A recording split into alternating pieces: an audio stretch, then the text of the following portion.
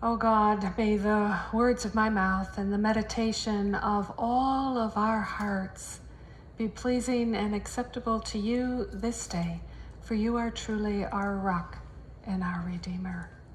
Amen.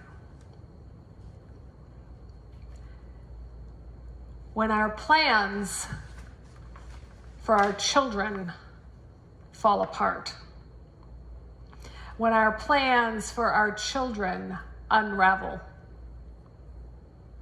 Our story today is the story of the Pharaoh, saying that just before this reading that the Hebrew people had gotten way too strong and there were getting to be way too many of them. So he demanded that all their boy children, be killed. And he even brought women into this, the midwives, and he wanted the midwives to stop these babies from living after they were born. And the midwives were some of our early female liberators, I believe. They came back to the Pharaoh and said, "Oh, the Hebrew women are very strong women. We can't stop their children from living. They have their babies before we even get there." Surprising news for the Pharaoh. So we hear that the baby boys are to be thrown into the Nile. And there begins our story of Moses' mother giving birth to Moses and then hiding him for 3 months. And when he became too large, probably a little bit boisterous, to keep hidden, she devised a plan, I think, with her daughter, who's not named in this passage, but we believe it is Miriam. With Miriam, devise a plan to wrap the child and send him on the river toward where the Pharaoh's daughter is. It takes her bathing opportunities. And so this plan is concocted. And here, our story of a mother giving up her child so that he might live begins. That is also a story of today, is it not? Tomorrow, school begins in Clark County. All around us, we have children who will be gathering around kitchen tables, desks in their bedrooms perhaps, or in community centers or wherever they can gather, to have their schooling lessons with their teacher on computers, on Zoom and other kinds of programs, to try to continue in what is called distance learning. It is a difficult time. A time when, yes, what we have wanted for our children has been unraveled, truly unraveled. When the need is greatest, I'm talking about child development centers, child care centers, daycares, preschools. When the need is greatest, we are seeing them disappear because of this pandemic. Statistics now tell us that 40 to 60% of these kinds of centers will not survive this pandemic. Many of them are closed already. But I need to tell you a story of hope. And it touches my heart, which you will hear throughout this, because it's about you. You see, and some of you might not even know this or even remember, University Church has a child development center. We take care and provide safe space and learning for infants up through, during the summertime, school-age children. And our center is open. Thanks be to God. Our center is a mission of yours. And this is the piece that we sometimes don't wrap our heads around, right? People wonder, well, what has the church been doing all of this time? And part of what we've been doing is in keeping the Child Development Center open, we have been serving families, yes, in very small groups, but we have been serving the needs of families, the needs of children, helping children thrive in a pandemic that isn't giving very many people much hope or much life. This is what you are doing, what you are providing to this community that has such great need. And the story I want to tell you today is about what's happening starting tomorrow. Chelsea Shirtliff, the director of our program, has been collaborating with Rise Academy, which is just down the street from the church. Rise Academy is a charter school, and they've got their children organized in pods. And we're collaborating with them that when a group of kids, a pod, is not in classroom, they will come here to have a safe place to continue their distance learning. It's been 6 weeks, maybe 2 months in the works, making this happen. But this is part of who we are. As University United Methodist Church, we believe so deeply in the care and well-being of children that all of this is happening right next door to where I'm standing. Chelsea, our director, is a single mom. Her daughter is 8. Callie is the same age as my youngest granddaughter. They're both starting 3rd grade, but in very different settings. Callie's here with her mom, and we'll be doing distance learning from our Child Development Center. But I want to tell you a little bit about Chelsea. She has such a heart for the children of this community. Her heart goes so deep that she has worked with her staff, and particularly our primary teacher, Margaret, and Laura, our business manager, to make this happen so that children who would have no place to go can come here and be safe. So that moms, not only moms, families too, parents, so that mom and dad can go to work and their children can still have school. You see, as a single mom, she knows the plight of what's happening in our community. If a single mom can't go to work, she can't house her children, keep a roof over their head, she can't feed them.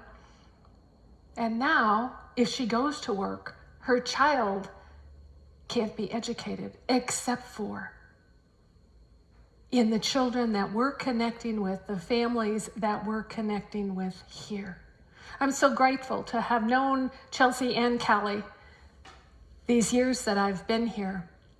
I'm grateful for her work on behalf of you for children in this community. And I'm also grateful for her tireless work for Black Lives Matter that she does above what she does on your behalf here. And so I bring this to your mind today because as Moses' mother releases her child, there are several things that happen.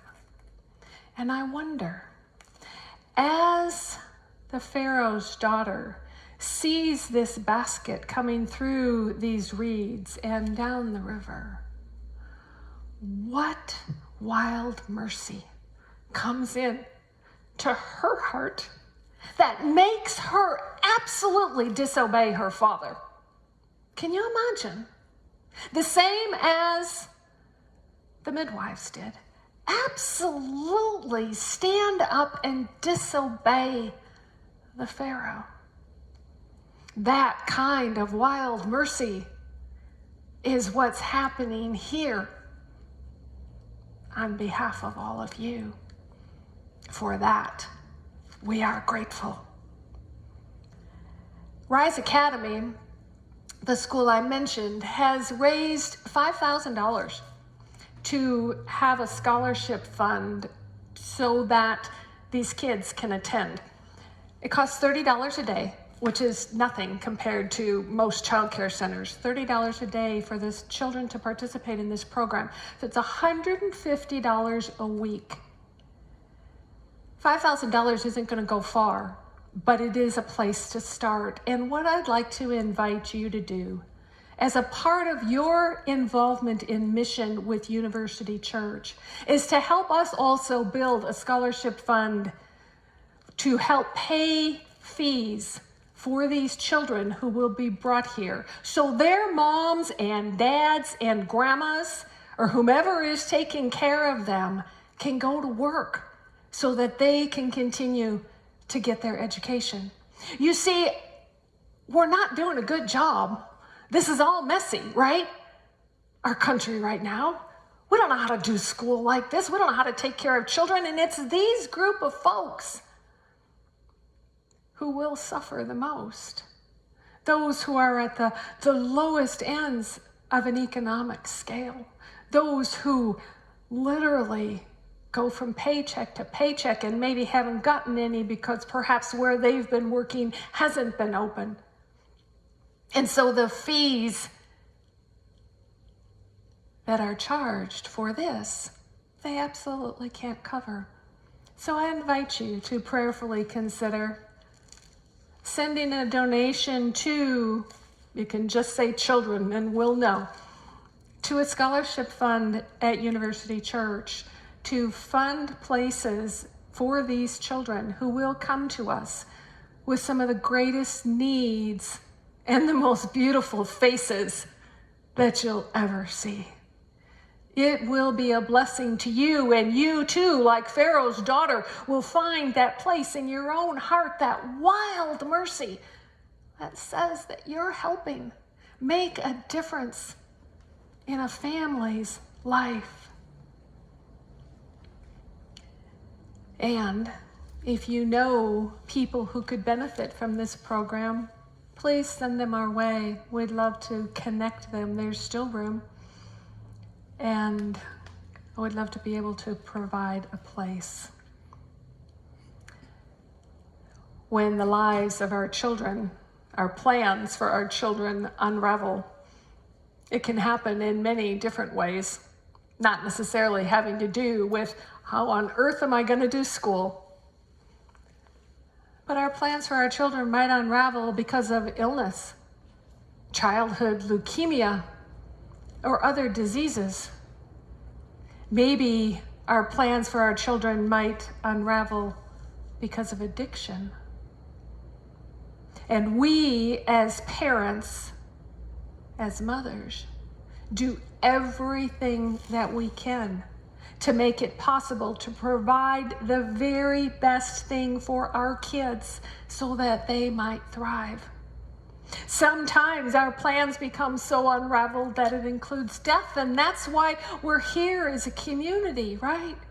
Because we can share the pain and the suffering and then the hope with each other. We give everything for our children. You see, I believe part of what happened to the Pharaoh's daughter that day on that river is that she heard the cry of the child. Even our text says that that Moses was crying. What do we do when we hear the cry of a child? The cry of a family? The cry of a neighbor? The cry of a black mother who's lost her son. The cry of a daughter who's lost her mother behind a window in a nursing home. The cries today are great. But God offers us opportunity to find hope. Moses' mother gives him a chance to thrive. The people around her broke all the rules. to make that happen. Oh, and yes, breaking rules can be scary. I know. But sometimes it's absolutely necessary to say, enough, we can't do this anymore, we have to help. And so here we are, in our small way, in this small corner of Las Vegas, helping in the ways that we know that we can, making a difference in the lives of children around our community. We too can be like Pharaoh's daughter.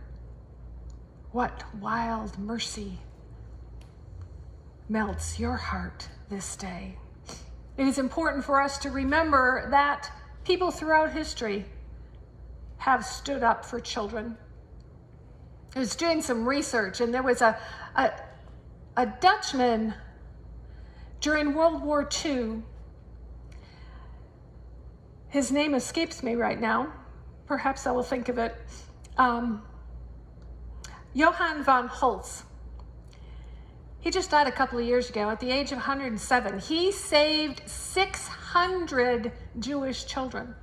We can read story after story of people doing this very same thing. Even today, saving children from sex trafficking. Families bringing children all the way from Venezuela, walking all the way to the borders of this country to try to provide their children with a life. Something that to give them an opportunity to thrive. This wild mercy has the backbone of love, and it comes from Jesus for us. Let the children come to me, he said to his disciples. Let the children come to me. We see women and men standing up everywhere for injustices in our country right now. And we don't know the impact we'll have on those who we serve. Just like the women in our story had no idea that Moses was going to grow up and liberate the Hebrew people. We had no idea. We seek now the wisdom of God to find our hearts willing to be melted into this story, to offer a legacy to our community, because it matters that we care, just like Moses' mother did for him, just like his sister did to make sure he was safe and was fed by his mother, and just like the Pharaoh's daughter collaborated. We too, the wild, melted mercy, find it in your heart. Amen.